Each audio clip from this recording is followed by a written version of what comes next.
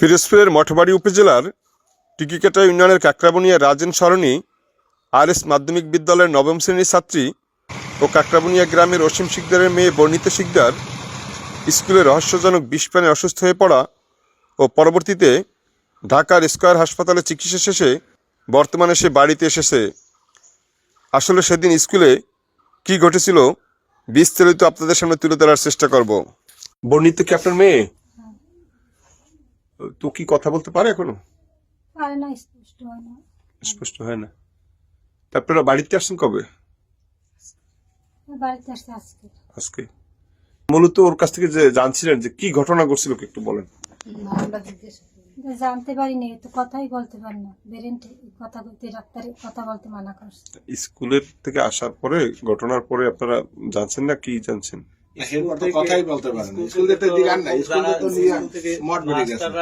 Mathbari hospital নিয়ে গেছে, এরপর তার কথা বলতে পারেন। তারপর আপনারা যাই ওর সাথে সরাসরি কথা বলতে পারেন। আমার মা তো যায় না, ঢাকা নিয়ে গেছে। শিক্ষকের দ্বারা যা জানতে পারছি এতটুকু বলতে পারেন। ওই যে ওর বাবার কাছে মানে ও কেউ কাছে কিছু বলতে পারে না। না না, সকালে স্কুলে গেছে, স্কুলে যাওয়ার পর মাঠে খেলাধুলা করছে, খেলাধুলার পর পানি খাইতে গেছে, পানি খাইয়ে এক ডোক যে পানি গেলছে, এই তো ভাই অজ্ঞান ভাই দুই গালি গাইয়া ফেলাছে, আর কথা বলতে পারে না। তারপর আমাদের বাড়ির কাছে কেউ জানাই নাই, মাস্টারটা মঠ বেটে লইয়া গেছে। এই বাড়ি এই দোকান স্কুলের সামনে আর যাটা আছে তারও কয় নাই। তারপরে বাড়ির পাশে আবার আমাকে বাড়ি একটু ফোনও দিন, সবার ফোন নাম্বার আছে, কেউ কয় নাই। তারা স্কুলে পরে আপনি যে আপনারা খবর পেলেন কেমনে? পরে খবর পাইছে এই আর যাটা আছে পরে ফোন দিয়েছে যে এরকম বনিটের কি স্কুলের সামনে তো দোকান, যে এরকম অসুস্থ হয়ে পড়ছে, মাস্টারটা লইয়ে গেছে। তাড়াতাড়ি আর বাবার যাইতো বাড়ি, এবার ধান সেদ্ধ করছি, আর বাবাই তাড়াতাড়ি আবার হাত পা ধুয়ে তাড়াতাড়ি দৌড়েছে গাড়ি লেগে যাইয়ে দেখাবো ওয়াশ করা নিয়ে গেছে। মামলা করছেন একটা? মামলা করছেন কবে? আমরা মামলা করতে থানায় এজাহার দিয়েছে। যাতে সে বলুক। মামলা করছেন কবে? মামলা করছি 3 তারিখ। এখন মামলায় আপনার কি অভিযোগ কি করছেন আসলে? মাসুদরা না অপরাধীকে শাস্তির আওতায় আনতে। না সে যে মাসুদ যে অপরাধী সেটা বুঝলেন কিভাবে? একটা ঘটনা সেটা তুমি কবা না, খালি চাইয়ে দাও। আমি স্কুলের প্রধান শিক্ষক, আমার নাম শুভঙ্কর মিত্র। ঘটনার দিন 26 তারিখ আমরা টিচার রুমে ছিলাম, সবাই একত্রে একটা মিটিং করছিলাম, যেহেতু স্কুল বন্ধ হয়ে যাবে কোচিংয়ের বিষয়। তারপর একটা মেয়ে আবার ট্রান্সফার হয়ে যাচ্ছিল, তাদের কাগজপত্র দেওয়া লাগে। আর ওই রেজিস্ট্রেশনের কাজের জন্য স্কুল খোলা রাখছি, রেজিস্ট্রেশন 8 এবং 6। আমরা মূলত সবাই এই টিচার্স রুমে বসা ছিলাম। তাহলে হঠাৎ করে সময় আনুমানিক 11টার দিকে একটা মেয়ে আমাদের কমন রুম থেকে দৌড়ে এসে বলে, স্যার দেখেন বর্ণিতা বমি করতেছে। আমরা সবাই যাই দেখি, রুম খুললে দেখি যে রুমের ভিতরে জগের ভিতরেও পানি এবং সেই সাদা পানি, অর্থাৎ ওই বিষ মিশানো পানি, আর গ্লাসেও ছিল বিষ মিশানো পানি, এবং সে পানির রং হলো দুধের মতো সাদা, এবং দুর্গন্ধে সম্পূর্ণ কক্ষটা একেবারে হয়ে গেছে, মগ্ন হয়ে গেছে। পরে আমরা জিজ্ঞেস করলাম হঠাৎ করে আসলে কি এখানে কেন। তো ওরা 3জন যে মেয়ে বললো যে আমরা 10ম শ্রেণীর যে 3জন শিক্ষার্থী, ওই 3জন শিক্ষার্থীর ভিতরে বলছে আমরা 3জন একবারে পানি খাইতে ঢুকে যাই, ওর ভিতরে দেখছি রুমের ভিতরে, তখন দরজা অর্ধা খোলা অবস্থায় ছিল। তাই 3জন ঢুকে আমরা জগ দিয়ে পানি খেয়ে বের হয়ে গেছি, আর ওই রুমের ভিতরে ছিল, তখনও বের হয় নাই। আর 3জনের ভিতরে 2জন আবার নিচতলায় বই আনতে গেছে, হাসি, মাহফুজ আর ইতিহারা ছিল 3জন।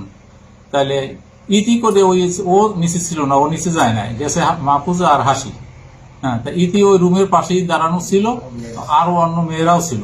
তাই এর 2 থেকে 1 মিনিটের ভিতরেই বমি করতে করতে বের হয়েছে রুম দিয়ে।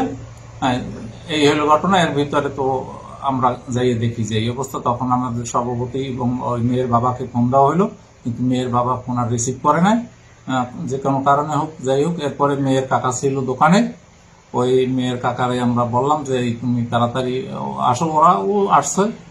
এর ভিতরে সভাপতির ফোন দিলাম, সভাপতি বলে তাড়াতাড়ি আপনারা নিয়ে হাসপাতালে যান 10 মিনিটের ভিতরে।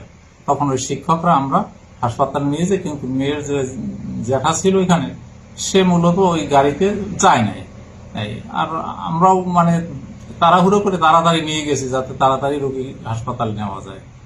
এই অবস্থা। এখন প্রকৃত কে দোষী 2 মিনিটের 1 মিনিটের ভিতরে একটা কিন্তু ঘটনা ঘটছে। তখন আমরা আবার টিউনো স্যার বরাবর আমরা বললাম যে স্যার এই ঘটনা ঘটছে, বলছে যে ঠিক আছে আপনি আপনাদের তদন্ত কমিটি করেন। পরে আমরা তদন্ত কমিটি করছি, তদন্ত কমিটির রিপোর্টও তদন্ত কমিটি দিয়ে দিছে।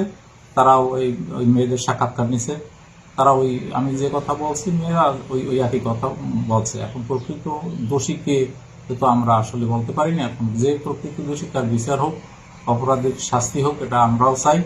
কিন্তু কি কারণে এই ধরনের অনাকাঙ্ক্ষিত ঘটনা স্কুলের বসে ঘটলো, এটা রহস্য উদ্ঘাটন করা অত্যন্ত প্রয়োজন বলে আমি মনে করি। আমি মোহাম্মদ গোলাম ফারুক খান, এটা কমিটির সভাপতি, আরএস মাধ্যমিক বিদ্যালয় টিকিকাটা। তো ওই দিনকের ছিল 26 তারিখ আনুমানিক 11টার সময় আমার কাছে একটা ফোন আসে যে আমার স্কুলের একটা মেয়ে বিষ খেয়েছে। তখন আমি একটা সালিশিতে বসেছিলাম, তাৎক্ষণিকভাবে আমি ফোন বলা হয় যে তাড়াতাড়ি সরকারি হসপিটালে নিয়ে যান।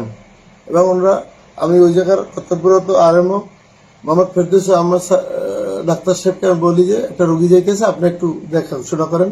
উনি তাৎক্ষণিকভাবে নেওয়ার সাথে সাথে 10 মিনিটের মধ্যেই উনি ওয়াশ করার পর আমরা সব শিক্ষক এবং আমরা যারা এই এলাকার গণ্যমান্যদের নিয়ে আমরা ওখানে উপস্থিত হই এবং খুব ভালোভাবে ট্রিটমেন্ট হয়েছে ওখানে। পরে আমরা এরা টিউনো স্যারকে অবহিত করি, থানার ওসি মহোদয়কে অবহিত করি। টিউনো স্যার আমাদেরকে বলছে আমাকে প্রদান করে একটা তদন্ত কমিটি গঠন করার জন্য। তো আমি প্রধান এবং আমার সহকারী একজন মহিলা শিক্ষিকা এবং একজন ছাত্র গার্ডিয়ান সদস্য, এই 3 জনকে নিয়ে আমরা একটা কমিটি করছে।